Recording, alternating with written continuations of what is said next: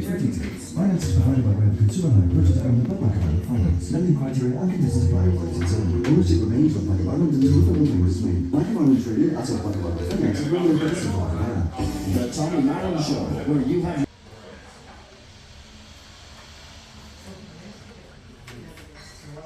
Welcome back to the programme. It's Midwest Radio for your Friday morning. Michael D in for Tommy. We're coming live here from the Castle Street Bookshop in Castlebar, and what a beautiful, beautiful store it is. We're upstairs here in the picturesque coffee shop, and Catherine's mum's shop in Ballina was my local sweet shop, and her mum brought a great character to serving customers, and this comes in from Tricia enjoying the programme this morning. So beautiful memories there from Tricia and Catherine's mum's sweet shop from Ballina. And also Siobhan in Ballina was on to say she's a big fan of Sarah. We have Sarah put her on before 10 o'clock, her fabulous new books she is out. She says she's following her on Instagram and really enjoying the work that Sarah is doing. Well, now we have two other local authors here with us in our makeshift studio for the morning in this beautiful venue here at the Castle Bookshop on Main Street in Castlebar. And we're going to talk all about the history of Castlebar now. This is the book by Noel Campbell and John Healy. Noel is a Castlebar native, resides in the town here, and also is employed as a curator at the National Museum of Ireland Country Life, while John Healy, well known, a native of Castlebar and associated with journalism really for nearly 50 years now, and he's highly involved as well in the fantastic Wild Atlantic Words Literary Festival, which runs every year here in Castlebar. It really is a wonderful festival. Gentlemen, good morning and thanks for joining us here. Great to have you both with us. John, we'll come to yourself first of all. This book, it really is the definitive collection as to what is Castlebar, the history of Castlebar. It's really from A to Z, as they say. It's all in here. Well, that's true, Michael. It goes from earliest times, and our intention was to really encompass the entire history of the town, from churches, education, health, industry, music, culture, and as you say, it starts at the very beginning from the roots of Castlebar back in the 4th century, and it works its way upwards. So it entailed quite a lot of research, and we spent a lot of time at it. So what we did was we divided it into 20 subjects, 9 each. There's 10 each. It was enough. That's the way we went about it. It was the most practical way of doing it. And how did the idea first come about? Who approached you? Was it something always in your mind, John, or how did that come about? Well, it has been mentioned many times by Catherine Brennan here in the bookshop. She was the first one. Catherine is a persuasive woman, so she mentioned it several times. We sort of dropped it, and then she'd come back to it again, and eventually I said, okay, I'll give it a go, but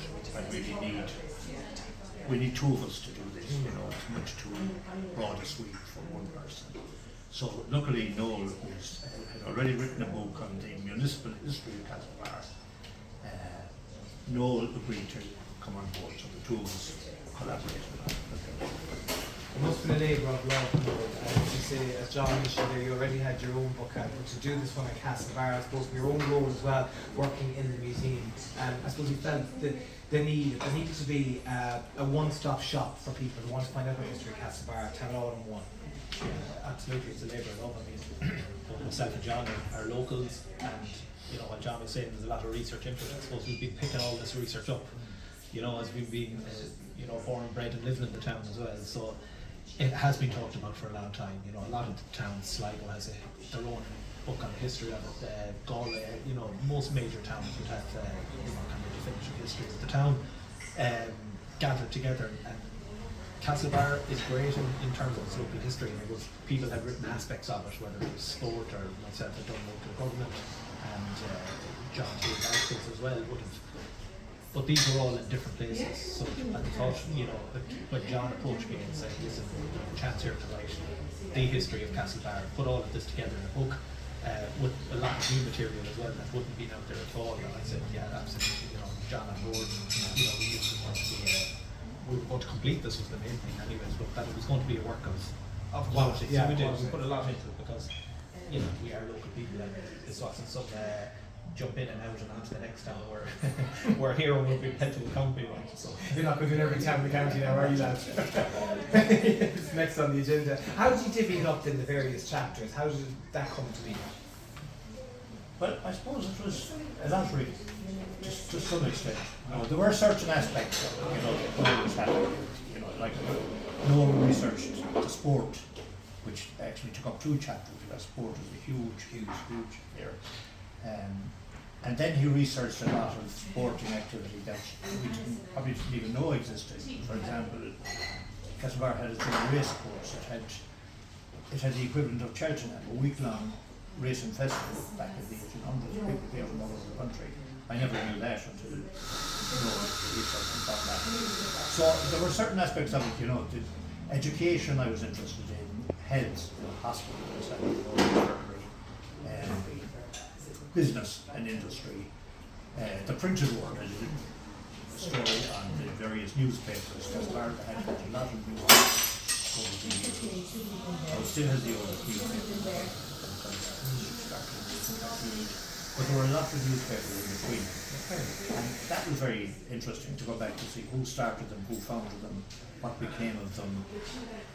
Did they go into liquidation? Did they own to Scarper and leave bills behind them, which happened in a number of cases. So, yeah, things that we were broadly interested in, but I think it fell very well. What was the biggest discovery for you that really grabbed your attention and rescued you?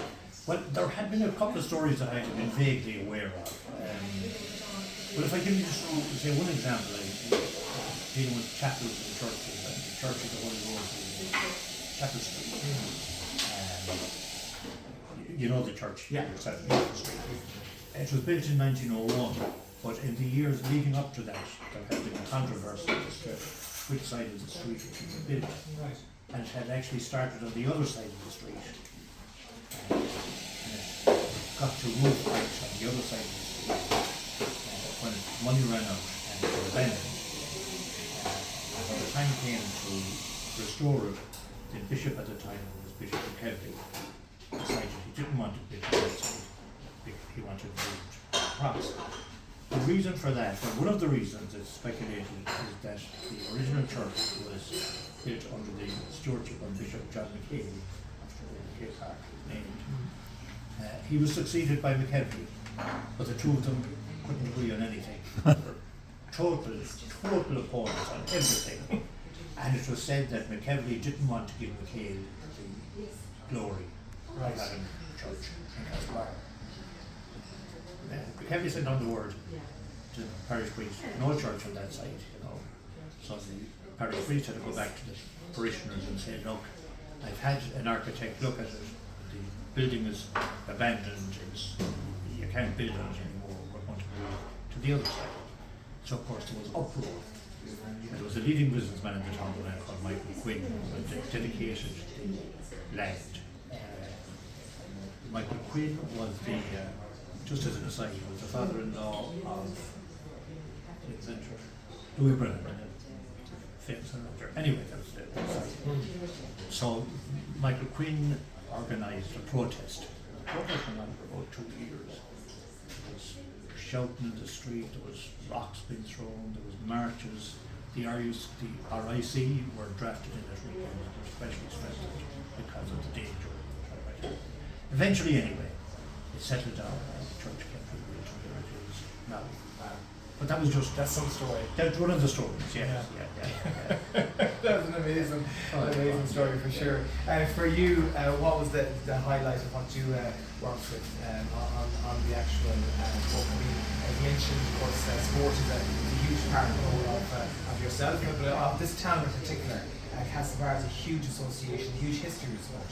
yeah, there was a number of sporting events. John touched on one of them, the horse racing, which was quite a massive event actually. The town, you think of the Galway races and how the town stops and everyone is on their And force. where was it held?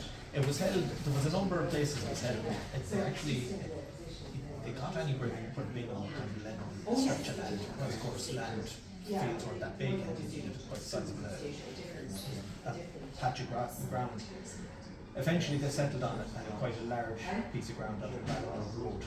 If you're driving out of Castlebar, it's just out of Castlebar, it's on your right. And if you look at any of the urban survey maps from the late 1800s, it's actually marked out the Castlebar racecourse around that. Quite a large course.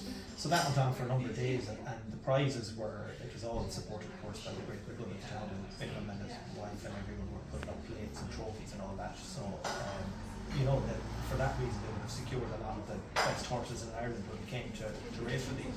But the town here would be absolutely chock-a-block because everyone was getting involved and was punting and all kinds of larking and drinking and everything. But you know, there's advertisements from the hotels at the time saying, you know, getting early and they're putting on race packages where you can stay, you know, fed between races. They've timed it all so that you can be, you know, ferried in and out from the races to clean up, get fed, and back out for your reveling. So that was quite it was a huge later on when the Binghams started lose interest in Castlebar. There wasn't much money in the place for them anymore.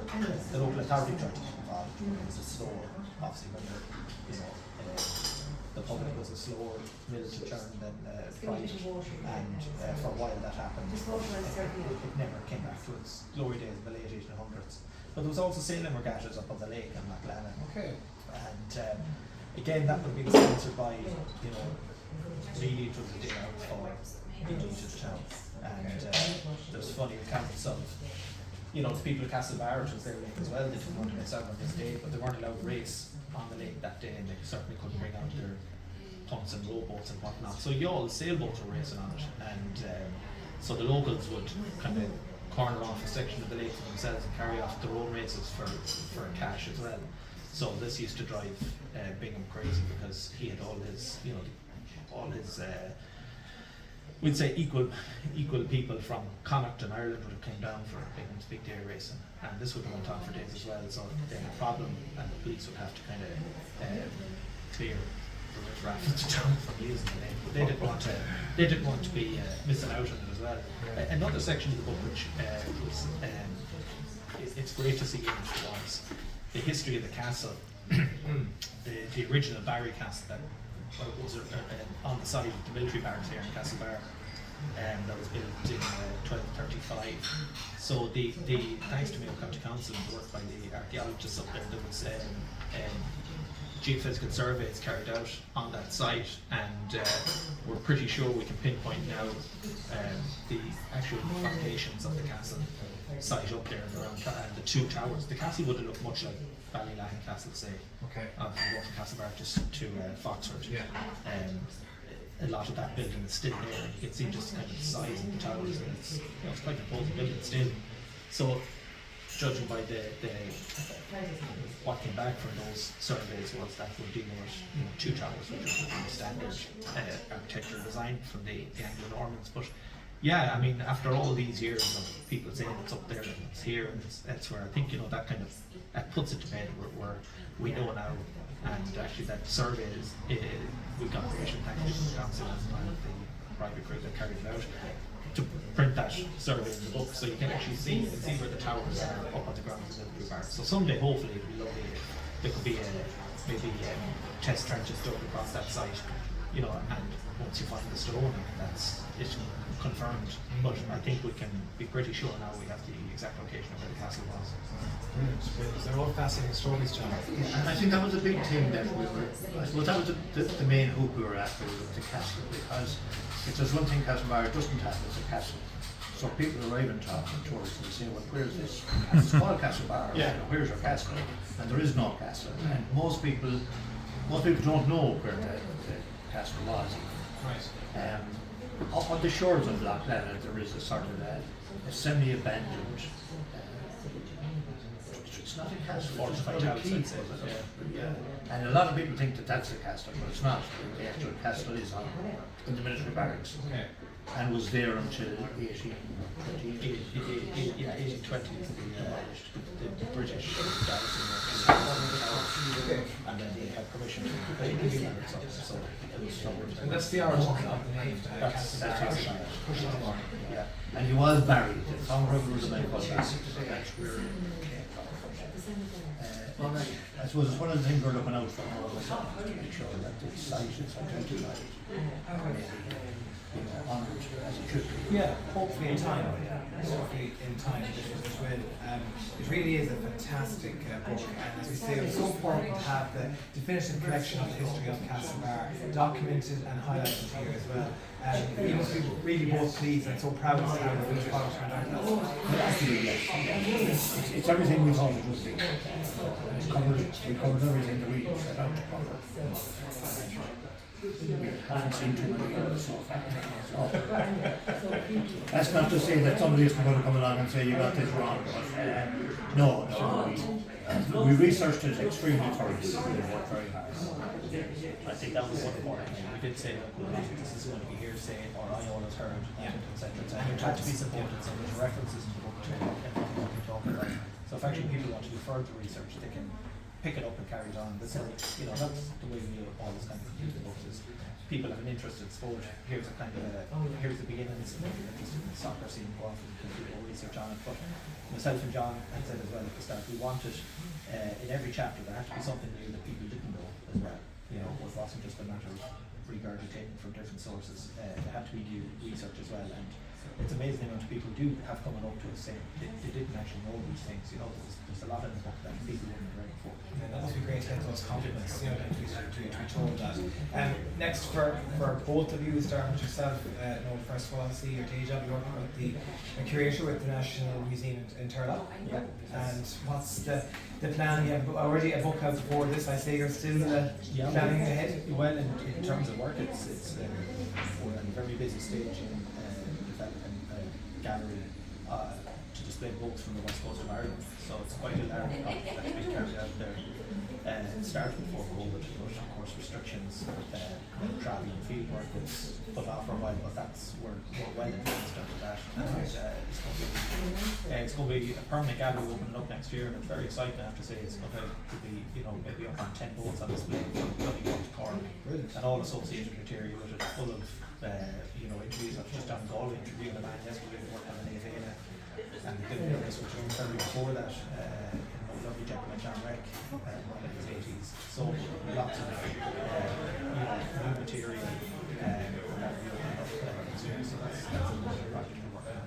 That's exciting. It's so important. Our history is rich, and our history has to be protected, and that's the key. The work that you're doing with the museum and dealing with books like this as well. Because really, to go forward, you have to look back. And not repeat the same mistakes. That's the key. That's the key. John, how about yourself? You're a busy man. You are involved in a lot of things that's at the outset. Well, yeah, I am. Like with that, mostly the Wild Atlantic works. I'm quite involved in that. I do a bit of writing for the News. And I like researching things, and I go back over the old newspapers for the last 20 years. It's surprising the things you come up with. And who knows, maybe, I wouldn't say there's another book of the Athlete, but You wouldn't know. Never say never. Never say never, lads. Never say never. Noel Campbell and John Healy. The book is called The History of Castlebar. Can be purchased here in the Castle Bookshop or indeed online on the Mayo Bookshop website as well. Gentlemen, thank you both for joining us. thanks very much. Take care. Enjoy the rest of your morning. Back with more in a moment.